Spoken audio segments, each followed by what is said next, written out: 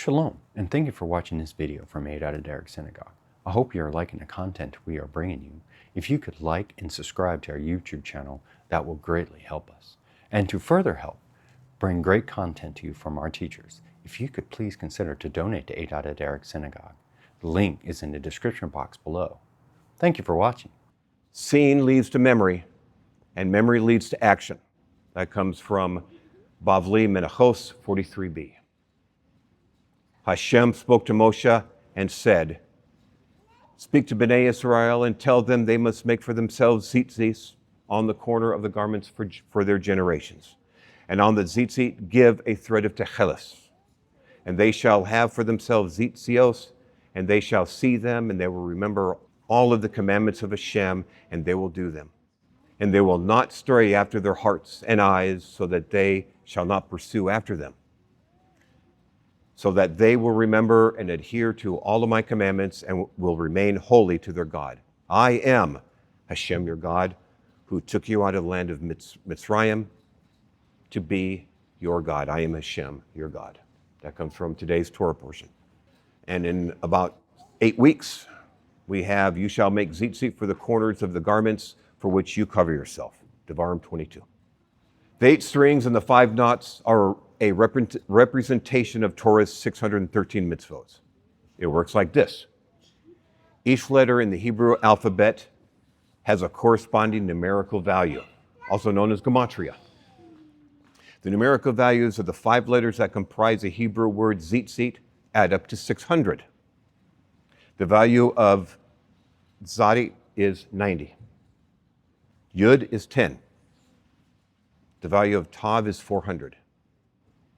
Now there are 2 tzadi and 2 yud, so that comes up to 200, and then of course 400, that makes 600. So we're almost there. The tzitzit are made out of 8 strings. And there are 5 knots. Just counting. There's 5 knots on each tzitzit. Add that together, that's 613. Also known as taryag. What's interesting is that there are 2 ways to spell tzitzit, with 2 yuds and another with only 1. The 2 yuds add to 600, but 1 yud produces 590.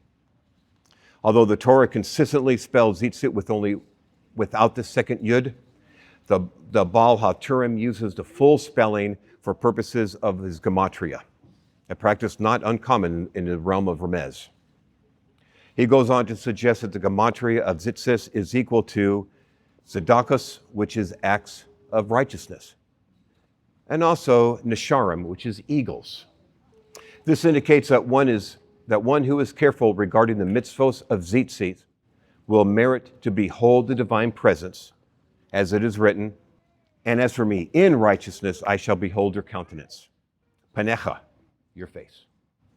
That comes from Tehillim 17:15. And he will merit the fulfillment of the pasuk, "I have borne you on the wings of eagles." And that comes from Shemos 19:4. Countenance, or face. Now, when I bless my kids and the grandkids every Shabbos, I like to translate Isa Adonai Panav Alecha as, "May Hashem lift up his smile toward you."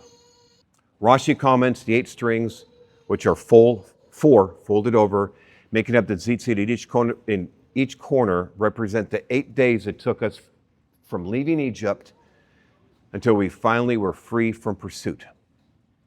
That was when we broke out in song of thanksgiving. This assumes, of course, that the day we moved from Goshen to Ramses is included in the count of 8, because normally it's only 7, because that's how long Chag Matzos is. Baal HaTurim says we place 4 tzitzios on the 4 corners of our garment. It's so that in whichever cardinal direction we may turn, we will remember. On each tzitziot are 5 knots, so that we remember the 5 books of Torah. On each corner are 8 strands, for we must remember to restrain the 8 organs that habituate a person to sin: eyes and ears, mouth and nose, hands and feet, genitals and heart. As practiced today, the mitzvah of wearing tzitzit takes 2 forms.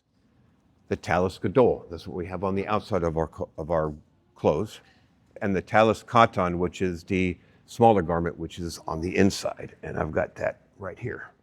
And this one actually has blue, which I did not dye myself. I got this from Israel. Nevertheless, the mitzvah applies to any foregarment which is for daytime wear. Thus, a man's poncho could require a tzitzit if you wore a poncho. To avoid a problem, one of the four corners of such a garment could be or should be rounded off so that it does not have four corners. The heart and eyes are the body's spies, always searching, always exploring. Rashi says that the eyes see something, the heart desires it, and the body commits the sin. Malbim says desire stirs the imagination of the heart.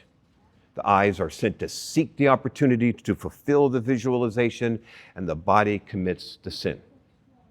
In response, the Torah says, you shall look at the tzitzit and remember all the mitzvos God has commanded. Let your eyes see that you are wearing tzitzit, then let your heart be stirred to fulfill mitzvot. Or in this case, to not break mitzvot. When God created the universe, he did not create anything that would not lead toward an opportunity to perform a mitzvah. He did that so we could constantly elevate our kedusha. If a farmer goes to plow a field, he must take care not to yoke an ox with a donkey. If he sows seed, he must be sure not to violate the commandment of mixing two species of seeds in the same row. He must be careful not to harvest every bit of the field. If his wife takes dough for bread, she must take care to set aside something for the Kohanim. The list continues to include every duty a human can do. What applies to agricultural and domestic activities also applies to clothing.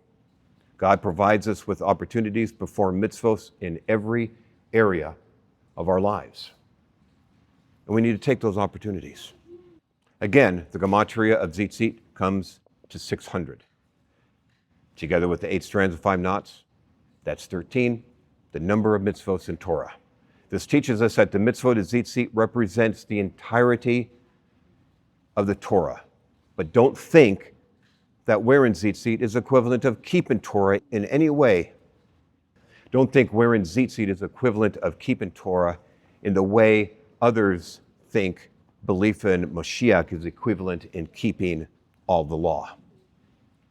The sages are telling us tzitzit are to remind us of all the commands so that we can do them. We're stupid. That's a fact. We're dumb. We need more than refrigerator magnets and sticky notes with verses on them. We need something with divine power from a divine ordinance to spark real remembrance. There are no words on tzitzios that require our intelligence to break through our lust to read them. The tzitzios are designed to jolt the brain out of compliance to our lust, the same way our arm convulses when we hit our funny bone. But the tzitziot will not work if we are the servant who buries his talent in the sand. Good Shabbos.